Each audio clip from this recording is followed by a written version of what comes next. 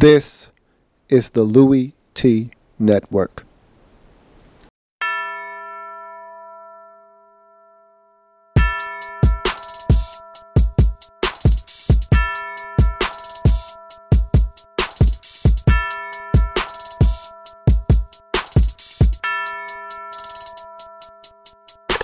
See, first come the preseason, and I don't take a day off. And then my team was 6-10, and we ain't smell the playoffs. Yeah, I seen the Super Bowl, but I heard they just play balls. A lot of teams had injuries.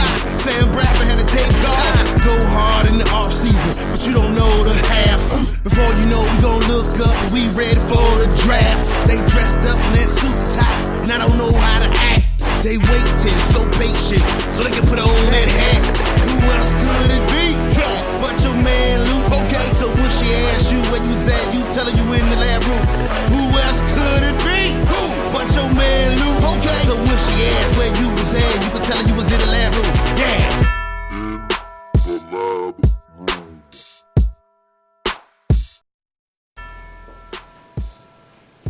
Who else could it be?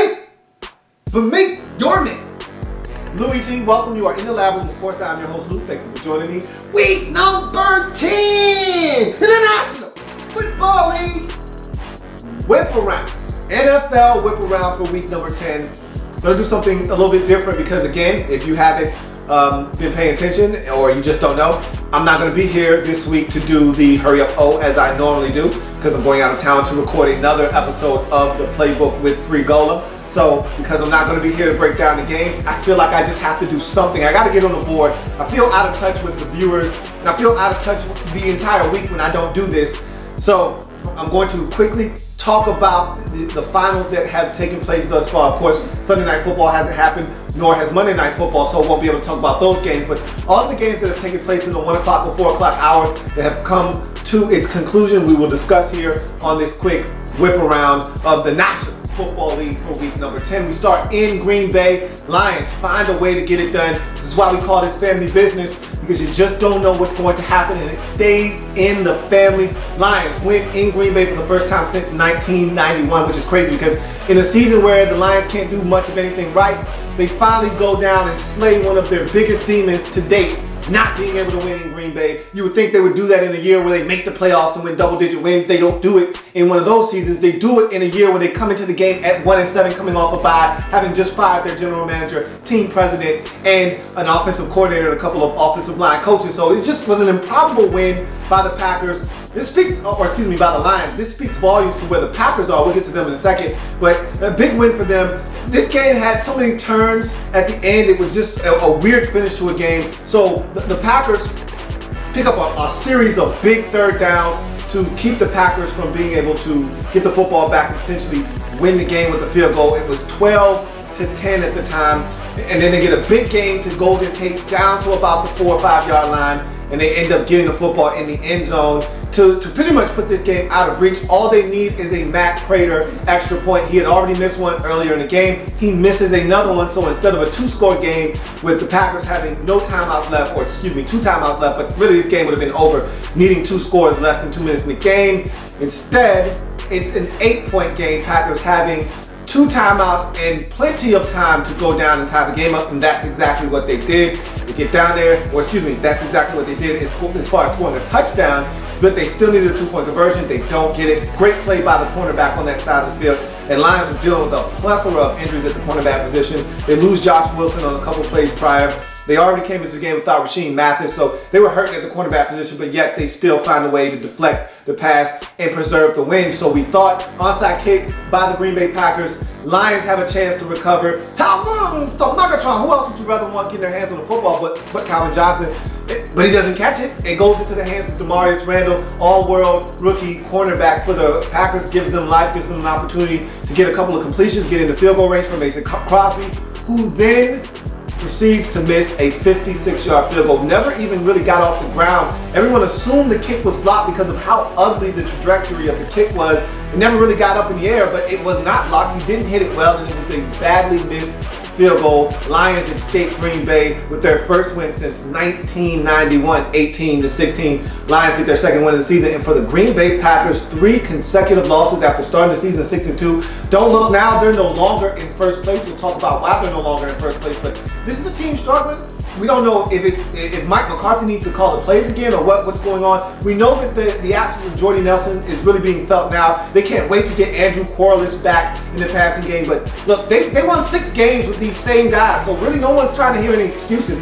They're just struggling right now. There are not enough answers in Green Bay. A lot of questions though. This team drops their 3rd consecutive game as they lose to the Detroit Lions. Cowboys and Buccaneers. Buccaneers allowed the Cowboys to almost come into Raymond James Stadium and steal one, but instead the Buccaneers come away with a 10-6 victory. Just like some of the other games in the course of the day, this one had a wacky finish as well. Jameis Winston drives down. He had an okay day, but he turned the football over twice. And so it looked like the Cowboys were going to be able to steal one here. They were up 6-3 for most of the game. The Buccaneers drive down late in the ball game. Jameis Winston scrambles, dives into the end zone, forgets one thing. The most important thing, the football drops it right around the 6-inch yard line. It's recovered by the Cowboys. Looks like the Cowboys are going to preserve the victory. Instead, the Cowboys are called for holding on the play, gives the Buccaneers new life and a first down. Very next play, bootleg, naked boot, and Jameis Winston strolls right into the end zone. Buccaneers are able to preserve the victory with an interception late. A lot of people thought it was pass interference. I didn't think it was pass interference. 6-10, Buccaneers get the win. Big win for them. A debilitating loss for the Cowboys because you see this NFC East. Giants lose, Eagles lose, Redskins win. This thing is compacted. They're right there in the mix. If they could have gotten this win, they would have been 1 game in the loss column behind every single team in the division. Instead, now they find themselves at 2-7. And essentially, what you're saying to me is you got to run the table. And if you haven't had a chance to take a look at the Cowboys' remaining schedule, because Tony Romo is slated to come back next week in the game for the Cowboys, but you look at their remaining schedule, you're talking about Carolina, you're talking about Green Bay, which we don't really know what that means at this point, but it's still Green Bay, it's still Carolina, a bunch of divisional games. This is a tough stretch of football for the Cowboys. No way, and they really, to me, have to run the table because it's going to be 9 wins that wins the NFC East. I'm a firm believer in that. If you can't get to 9, then you will not win this division. And so it's hard for me to believe the Cowboys will be able to rebound from this one. If you're the Buccaneers, you're building something in Tampa Bay. You got to find a way to win these type of games. It wasn't pretty. In fact, it was very ugly, but a win's a win's a win in the National Football League, and that's what the Buccaneers got as they get their 4th win of the season. Panthers, Titans. Look, again, we talk about ugly wins. Nobody wins uglier in the league than Carolina. But again, 9-0 on the season. They keep trucking along. Cam Newton was extremely efficient in this game. He's done what he's done all season long, whatever it takes for his team to win. And they went in there. They had somewhat of a little malaise, and that's what happens when you go to Tennessee. I've said this for years. Tennessee is one of those places where you go and play, and you really don't know what the hell's going on. You look up at the scoreboard, and Titans are only down by 4 in the game. You're like, how the hell are they still in the ball game? The Panthers ratcheted up in that 4th quarter, ran away with this ball game, put some distance between them and the Titans, and they harassed Marcus Mariota, forced him to turn the football over. They get the win 27-10, and they remain the only undefeated team in the NFC at 9-0 with a win on the road versus the Titans. You look at the Bears at the Rams, probably one of the most surprising outcomes of week number 9. Stands for, of course, the Detroit Lions beating the Packers. Bears go into St. Louis and romp the Rams, and this is why the Rams are a sub-500 team every year. 7-9, 7-8-1, whatever. This is why they can't make it to 500 right here. These type of games, these type of losses, they play. And it was funny, I had a discussion with one of my viewers, and he said, man, the Rams, I worry about them in this game because they play down to the level of competition. And I told him, I said, you're absolutely right. They do that on a consistent basis. The Rams will go out and beat the Broncos like they did last year. The Rams will play the Steelers tough like they did this year. The Rams will go on the road and beat Arizona like they did this season. The Rams will beat Seattle like they did first game of the season, but they will lose to the Redskins like they did this season. They will get blown out at home like they did this week to the Bears, and it's just inexcusable. You just don't know where this comes from. This team, to me, is just, they're mind-boggling. I just don't get the St. Louis Rams. You're thinking, okay, this is a really good spot for them to get back over 500 and give themselves a chance in that tough NFC West. And this is what they go home and do. They regurgitate all over themselves. They go out, get an opening possession touchdown,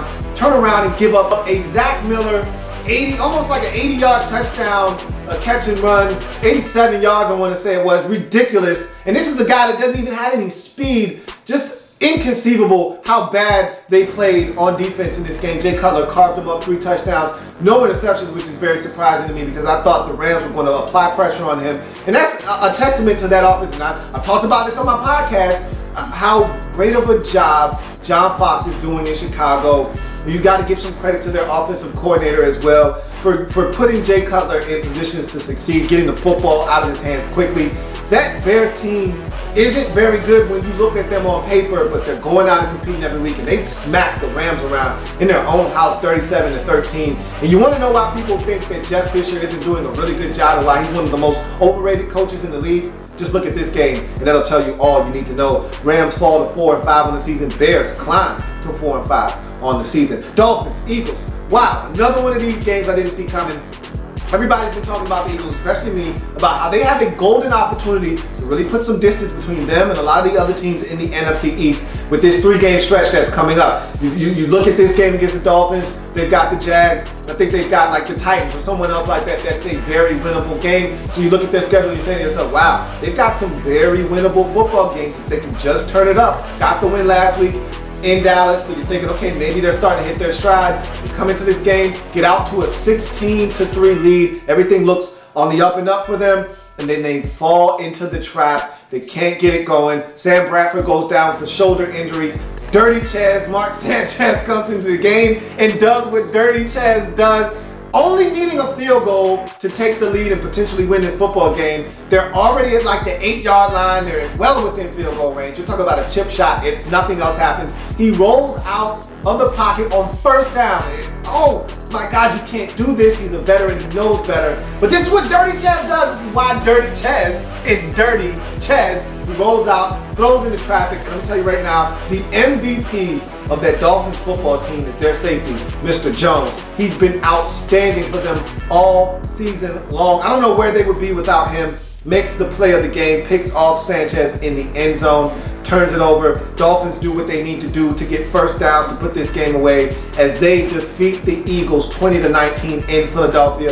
Don't know the status of Sam Bradford right now. It's a big injury because we talked about Sam Bradford and him not really fitting in this offense, but he is much better than Dirty Chaz because Dirty Chaz will do what he did in this game. In the biggest spot of the game, he shows his true colors, turns it over, and loses the game for the Eagles. They go down 20-19. Big win for the Dolphins. They're not, like I said, I don't think this is a playoff team. Dolphins aren't going to make a run or do anything crazy like that, but it's a nice win for Dan Campbell. Keeps the troops motivated and keeps them believing in what he's selling there in Miami. Big loss for the Eagles as they now drop to 3rd place in the NFC East at 4-5 on the season. You move on to the next game, Browns and Steelers. The legend of Ben Roethlisberger, aka Big Ben, continues to grow. Another heroic effort by Big Ben. No one expected him to play. As a matter of fact, a lot of people were questioning Mike Tomlin as to why he was even active for this game. And the only quarterback on the roster other than Landry Jones. A lot of people said, well, where's Michael Vick? You can't put Ben out there. He's banged up. And so everyone was thinking that, well, Landry Jones will play, it'll be fine, and it won't be a big issue. Well, second possession of the game, Landry Jones goes down to an injury. It's bad. He can't put weight on his foot. Uh-oh. Here comes Ben. Everybody's worried. They wanted to get to the bye week and get him some extra rest. He's got to come in the game now. This had to be the worst case scenario for Mike Tomlin and his crew. What you must understand, never second guess Mike Tomlin. They put Ben in, and Ben does what he's done all his career, which is come out, play hurt, and play the best injured football you've ever seen in your life. Shreds the Browns, over 280 yards passing in the first half. It's 21-3 at halftime. They blaze the Browns 30-9 overall. Johnny Manziel over 300 yards passing in this game, but he took a lot of sacks. There's some things you can work with there. If you watch the game, you would understand that this game wasn't all on him, but there's still some things he's got to clean up. But again, with time, more starts under his belt, more experience, I think there's some things that you can take from this start with Johnny Manziel and say, man, we might have something here. But this was all about the Steelers and their ability to, and a lot of mistakes by the Browns. I mean, the Steelers are kicking a field goal, and Armani Bryant jumps on a player, and they get the personal unsportsmanlike conduct penalty, and that turned out to be a 5-point swing because they were kicking a field goal. Not only do they get the first down off of that, instead of having to settle for the field goal, they get the touchdown, they go for 2 and get that as well, so that's a 5-point swing. And it's what the Browns have done all season, shot themselves in the foot. They create ways to lose ball games, and they did it in this game again. The Browns simply just don't know how to stay out of their own way. They lose 30-9. Steelers get to 6-4, and now on a bye week.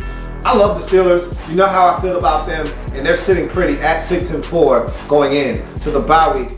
Jaguars, Ravens, I told you about this game when I talked about my picks, how I didn't want to touch this game, but look, this was one of those games I really thought the Jaguars could win. I felt good about this situation with them going into Baltimore. The Ravens aren't a good team. They don't have a lot of skill guys that scare you. They were coming off a bye. They felt good about where they are, but with no Steve Smith Sr., I just thought this was a team that was going to lack the weapons necessary, but they did enough to win this game, if not for an Elvis Dumervil personal foul penalty at the end on the face mask, and it was an egregious face mask to give the Jags another shot at getting 15 yards and closer to kicking a 53-yard game-winning field goal. Who knows what happens, but Jason Myers came in and had redemption. Remember, he had an opportunity to beat the Colts earlier in the season, missed not once but twice in that football game to win them the game in regulation and into overtime. Well, this one, 53 yards, no doubt about it. He drills it, gives the Jags a win. They were so elated on that sideline.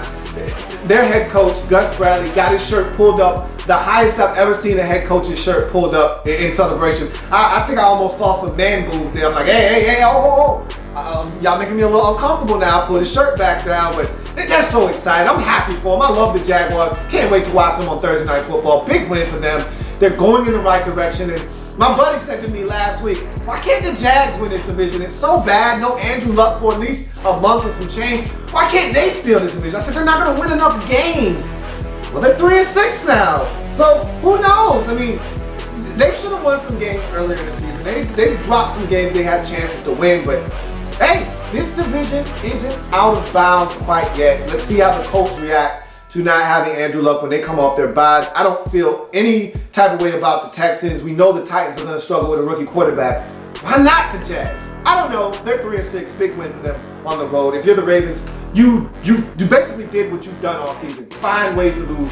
In past seasons, you found ways to win this game. This season, it's the direct opposite. You found ways to lose, and that's what they did. 22-20, Jags go on the road and win their third game of the season. Vikings at the Raiders. Big game. This was the game I really wanted to pay close attention to because you got the Raiders sitting here at 4-4 looking to try to make some headway in the AFC playoff picture. Meanwhile, you got the Minnesota Vikings who are right there tied with the Packers going into today's play at the top of the NFC North division at 6-2. These teams are right there. I think they're evenly matched. They look at each other in the mirror and say, second-year quarterback starting for both of these teams. We feel good about our offenses. We got solid run games. We love our skill guys and what they can bring to the table. Defenses have been playing really good football, stopping opposing teams from running the football. Although last week it was not pretty for the Raiders' run defense, but you take that game out of the mix, they've done a really good job of stopping teams from running the football. So you say, you're kind of looking in the mirror a little bit. Obviously, the Vikings' defense is better than the Raiders, but it was almost like looking in a mirror of sorts. And so you said, okay, let's see what happens in this game. The Vikings came out early on, established some things, the run. Teddy Bridgewater takes them down early on, gets them a touchdown to Rhett Ellison to give them a 7-0 lead. And they really never looked back from that point. Although the Raiders did score 14 unanswered points to take the lead at one point at 14-13, the Vikings then ran off 17 unanswered points, win the game 30-17. Adrian Peterson goes bonkers with 203 yards rushing, including an 80-yard game-capping touchdown in the waning moments to put the Raiders out of this game and out of their misery as the Vikings take the lead in the NFC North. And I challenge anyone to go find out how late has it been since, you know what, I think 2 years ago, Aaron Rodgers missed most of the season, and they weren't in the lead in that division. So I was about to say, how long has it been since the Packers have been out of first place this late in the season? Well, I challenge you to find this out. How long has it been since the Vikings have been in first place this late in the season? It's been a while, but this is a really well-coached team. Mike Zimmer has these guys believing. They go to Oakland and they blaze the Raiders 30-14. For the Raiders, they're just not ready yet. You feel like they're doing some good things. They've got some things building. That defense still needs work. That offense had some turnovers, and I wanted to see how they would respond playing against a really good defense. Like I said on the breakdown earlier in the week, that I didn't feel like they played against a lot of good defenses. You had the Jets, which they lit up. And you had the Denver Broncos, they only scored 10 points in that game. Well, here's another good defense in the Vikings. They only muster 14, and Derek Carr turns it over twice. Vikings get the win 30-14, go to 7-2 in the season, now lead the NFC North. Raiders drop this one and go 2-4-5 on the season. Chiefs and Broncos. Kansas City Chiefs taking on the Denver Broncos, and I love to say I told you so, okay? I'll tell you when I'm wrong, and I'm wrong very often, but when I'm right, you know I'm gonna tell you I'm right. What did I tell you about the Kansas City Chiefs in this game? I told you that this is my sleeper team, okay? I told you that coming off of this bye, I was really confident that they could get it done, and I should have picked them. Really, I lacked the intestinal fortitude this week, okay? I was a little B-word this week with my picks because I thought Jacksonville was going to win and I didn't pick them. I told you that I thought Kansas City had a really good chance of winning this game. In fact, I don't know why I wasn't picking them. I told you all of these things. I said, Kansas City is the team that nobody wants any piece of, and that if there's one team that can come off the pace and steal a wild card in the AFC, it's the Kansas City Chiefs. I've been on that bandwagon all season long. Even when they dropped to 1-4 in the season, I said, they can't be 1-4. That's not a 1-4 football team. Everybody put them to bed when Jamal Charles went down with the injury, and I said, if the defense wakes up, and they did right before the bye, I said, this is a scary team. Now they're playing that kind of football. They picked Peyton Manning off 4 times, picked Brock Osweiler off once for a total of 5 interceptions. Peyton Manning gets benched. How do you break the record for most passing yards in an NFL career and get benched in the same game? Wowzers. Only Peyton Manning can do that. And so the Chiefs go in, absolutely dominate the Broncos on every level imaginable, 29-13. That's that family business I'm talking about. You didn't see that coming. I didn't see it coming like that. But I thought the Chiefs could win the football game. They blazed them. And so now the question begs, how good are the Denver Broncos look? I'm not jumping off the Denver Broncos bandwagon. I still think, look, the Chiefs are notorious for doing this. Remember they did it to the eventual Super Bowl champions last season. Remember that Monday night game? Tom Brady gets destroyed. The Patriots get blown out. Everybody's asking questions. They even had the audacity to ask Bill Belichick, was it time to start looking at some other quarterbacks? Was Brady going to be benched? Was the quarterback position going to be evaluated over the week? And he just laughed at him like, are you crazy? Next question. The Chiefs do this. That's basically what I'm trying to say. They can embarrass you because that defense is that good. They can make plays, and that defense is steadily getting healthier and healthier as the weeks progress. And now you're starting to see what this Chiefs defense can do. So am I sleeping on the Chiefs? No, I told you that they could do this. Am I souring on the Broncos? No, because this Broncos offense hasn't been good all season. I still think they're going to get it into gear at the right time. I still think the defense is good. No DeMarcus Ware, no Aqib Talib. I told you they had a chance to be vulnerable in this game, and they were. I'm not sleeping on the Broncos. I still think this is a Super Bowl caliber team. Yes, I just said that, and I don't think that this game is the beginning of the end for them. They will turn it around, and I think this could be one of those games that galvanizes them and gives them a wake-up call that if we don't turn it up, we could easily find ourselves having another early postseason exit once January hits. Chiefs get the win, go to 4-5 in the season. Don't sleep on the Kansas City Chiefs. It's a dangerous, and I mean dangerous, football team in the AFC. Patriots and Giants, probably the best game of the afternoon. Patriots struggle with the Giants. It's no secret. Only team they haven't beaten in the league since 2008. And we know about the 2 Super Bowls that the Giants have over the Patriots. So, look, the Patriots struggle with the Giants. If there's anyone that can snap their winning streak of 11 games coming into this game, it's the New York Football Giants. That being said, Giants had every opportunity to win this game. They forced 2 fumbles with Tom Brady. Should have picked them off another 2 times, including a game winner that was dropped by your rookie out of Alabama. Look, Landon Collins got to catch the football. He did so many special things on that play to drop that pass. I can't even name all of them, but A, he jumped in the air, he didn't need to. B, he turns and contorts his body, falls on his back, hurts himself, drops the football. I mean, he did so many things fundamentally wrong, and all he had to do, it was a loft job. It was a moon ball. All you had to do was stand, fair caught it. All you had to do was stand on the ball and catch it. Instead, he wanted to do all this extracurricular stuff and couldn't hold on. And of course, you knew that was going to cost him the football game. Brady takes him down the field, gets him in field goal range for Stephen Gostkowski, who drills it from 54 yards, gives them the win, 27-26. It was a great game, and the Patriots had opportunities to put him away. LeGarrette Blount gets in the end zone, and it gets called back because of a holding penalty, and they end up getting picked off. Brady throws a bad ball. I mean, the Giants had these boys on the ropes, and they let them off the hook, and the Patriots remain undefeated at 9-0 with the victory. But you're starting to see little chinks in the armor week after week with this Patriots team, but they find a way to get it done. But I'm going to tell you right now that Dion Lewis' injury is going to be really big for them moving forward. You saw how stagnant the offense can be without him. They lose Julian Edelman in this game, and I don't think it's going to be for an elongated period of time, but I think he will be out for at least 1 game with a severe ankle sprain, I think. And so they struggled in this game offensively, but when they needed to make plays, they went to the guy that's a difference maker, and that's Gronk. And he made a big play when they were down 10 and needed it. He went and got it with that big catch and run. Matter of fact, they were down 6 at the time. He catches the big ball down the field, scored the biggest touchdown in his career in terms of yardage, 76 yards, catch and run, broke a tackle as only Gronk can, gets in the end zone, gives them a 1-point lead at the time. So big play by the Patriots. They seem to always make the plays when they have to have them, and that was a big play in the game. They win the game 27-26. If you're the Giants, you're kicking yourself, because not only did you have a chance to beat the big bad Patriots, but you had a chance to really separate yourself on a day where the Cowboys lose and the Eagles lose. You had a chance to really separate yourself from everybody else in the division. Instead, you drop this game and you come right back to the pack. Now at 5-5, you just tied yourself in the loss column with the Redskins and the Eagles. So now you're only a half game up on the rest of the teams in the division. Tough one to swallow if you're the Giants. You had this one, you let it slip through your fingers, and so now you're right in the mix with everyone else in the NFC East division. Patriots continue to separate themselves not only from the rest of the pack in the AFC East, but the rest of the teams in the AFC in general outside of Cincinnati.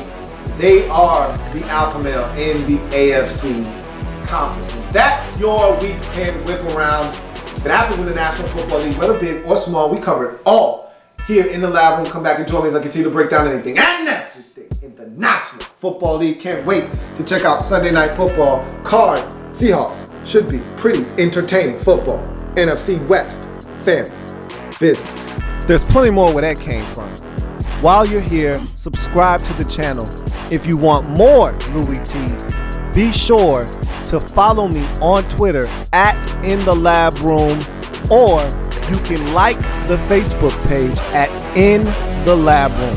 That's In The Lab Room on Facebook and at In The Lab Room on Twitter. Don't forget, subscribe to the channel if you haven't already done so.